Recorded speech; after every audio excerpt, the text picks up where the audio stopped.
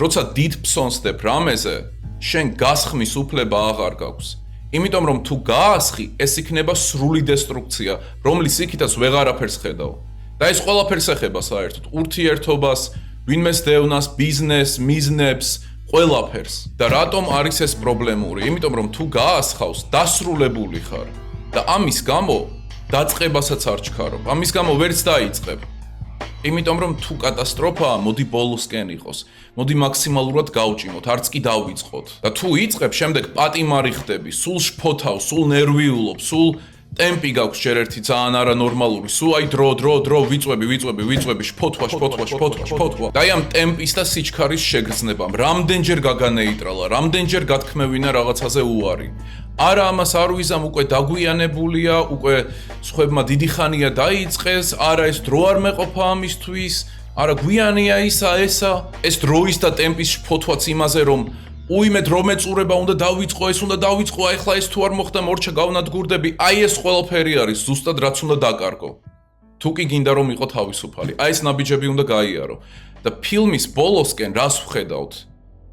აი ამ ყველაფრის გააზრება, გადალახვა, მიღება და ასე შემდეგ, რას იწვევს და როგორ მოქმედებს? ეს მოქმედებს ურთიერთობაზეც. მხოლოდ მაშინ შეძლო ჯეკმა, რომ მარლასთან ყოფილიყო, როცა ეს ყველაფერი გაიარა, როცა ისწავლა ტკივილის მიღება, როცა ისწავლა ზუსტად ეს ყველაფრის დაკარგვა თავისუფლებისთვის, რომ თავისუფლად აკეთოს ყველაფერი. მანამდე ვერ ახერხებდა ამას, მანამდე გაურბოდა პასუხისმგებლობას, მანამდე იყო არასტაბილური ურთიერთობაში, მანამდე ვერ იღებდა მარლაზე პასუხისმგებლობას, ყოველთვის რიყავდა, ზოგჯერ ისევ იზიდავდა, მერე ისევ რიყავდა, მაგრამ არ შეეძლო ურთიერთობა. რეალურ ცხოვრებაშიც ასე არის. ვერ შეძლებ უბრალოდ ურთიერთობას, თუ კი ეს ყველაფერი გავლილი არ გაქვს. ვერც დაიწყებ ურთიერთობას ნორმალურს. ვერც იპოვი ადამიანს ნორმალურს. და მხოლოდ ბოლოს შეძლო ჯეკმა, რომ აეღო პასუხისმგებლობა, ოღონდ აზრიანად, პასუხისმგებლობა, რომელიც აზრიანი იქნებოდა იმის გათვალისწინებით, რაც გაიარა და ჩართულიყო რეპროდუქციულ ცხოვრებაში. და მე ადრეც ვთქვი, რომ Fight Club-ი არის love story, რამდენად ბანალურიც არ უნდა იყოს. მაგით მთავრდება.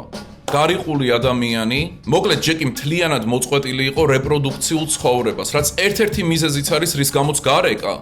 მაგრამ სჯობდა რომ გაერეკა და ის ყველაფერი გაეარა, ვიდრე მაგის გარეშე ჩართულიყო. მაგის გარეშე რეპროდუქციულ ცხოვრებაში ჩართვა ჯეკისთვის იგივე იქნებოდა, იგივე ცხოვრების ერთ-ერთი ატრიბუტი იქნებოდა, როგორც ის ტელევიზორი ან ხალიჩა. არ იქნებოდა ეგ სხვა არაფერი. და ამ ყველაფრის გავლა, ტკივილის მიღება, ასე შემდეგ და გაშვება.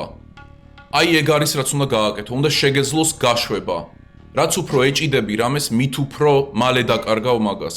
ან მით უფრო ბანძს მოიპოვებ. ეგ ყველაფერს ეხება.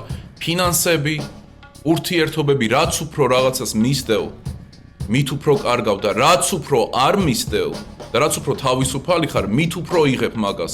უნივერსალური კანონია ეგ, არანაირი მაგია არ მოქმედებს ამაზე. სულ ესე იყო, ამიტომაც უნდა ისწავლო გაშვება. გაუშვი უბრალოდ, დაკარგე. ელიტარულო მაყურებელო, ეს იყო პატარა ამონარიდი მასტერკლასიდან სრული დაულევი მასალა, რომელმაც უკვე არაერთი ადამიანის ცხოვრება არაერთ ასპექტში შეცვალა უკეთესობისკენ, გელოდება დახურულ არხზე ნიკო სვანიძე.com, დროა რომ დადგე ბრბოზე მაღლა და ამისთვის ეს არხი არის იდეალური. გელოდებით ელიტარულ სივრცეში.